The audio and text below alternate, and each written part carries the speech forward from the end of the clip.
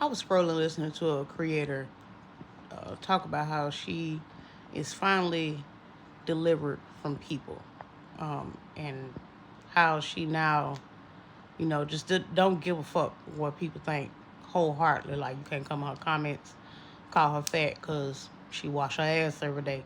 She know it's fat, right? She know she fat. It's nothing you can say to really fuck with her no more. She's finally delivered from people, and I resonate with that so hard right now because I feel like I'm finally delivered from people. Like, I really don't give a fuck what people think anymore. Um, I've always grew up caring about what people think because I had a lot of childhood trauma.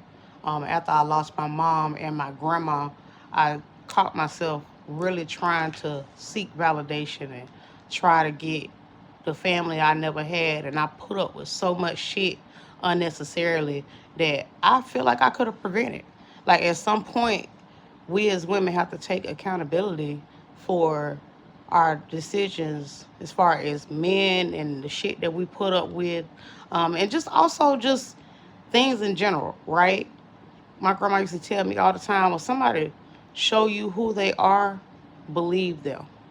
Don't try to make the shit into what you want to believe be. Don't try to twist things to come out into your favor. That's God protecting you. Believe that motherfucker. And I tell you, I got cheated on maybe, and this is a light number, maybe 200 plus times. I'm talking about nigga fuck my cousins, hell fuck this cousin. I'm talking I did so much shit, and I would just sit there firm like I was holding on to a motherfucking gem. You know what I mean? And it drained so much life out of me. Like, when I look back at my old pictures, sometimes I don't even want to look at them because I can look at a picture and tell the trauma that was in my eyes. I can tell what was going on around that day. And it's like, Kashima, you could have avoided that. You could have wasted. You could have saved, excuse me, you could have saved years of your life by packing your shit and leaving. You know what I mean? Because now that I'm actually taking care of my kids on my own and all that, now I know I could have always did the shit. I could have did this shit. I could have saved time.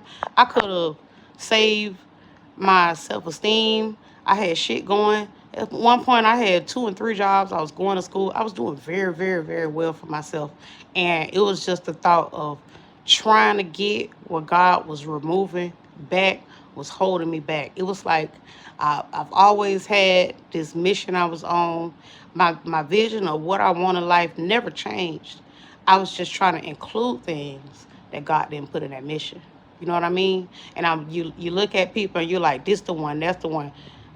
Wait on God. When I tell you we just wait on God, we would save so much time. And I want to teach my kids to keep pushing with or without people. Be accountable for your own actions, right? Don't let motherfuckers dictate what the fuck you do and what you got going on. Keep that shit moving. If that motherfucker not your husband, that motherfucker for the streets at the end of the day. You can't make nobody be with you. And don't ever lose yourself in the middle of whatever you're going through.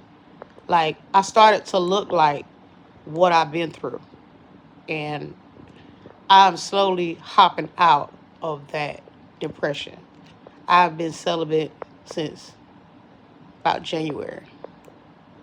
January of beginning of this year, January. So it's gonna be a year soon. And honestly, sitting back and taking time to myself and breathing, I see now that a lot of people didn't deserve my time.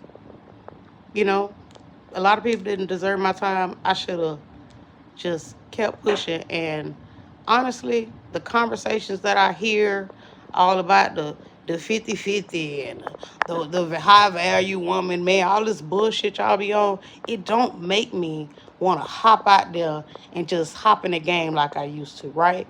Now I'm going to focus on Kashima and her kids. If it's not about Kashima and her kids and her sisters, honestly, I don't give a fuck about it. I'm not making decisions based on anybody else no more. I'm not really interested in talking to nobody right now. I just want to be the best version of Kashima. I want to get my savings together. I want to get the house I'm supposed to have. I'm supposed to get the thing. I want to get the things I'm supposed to have, right?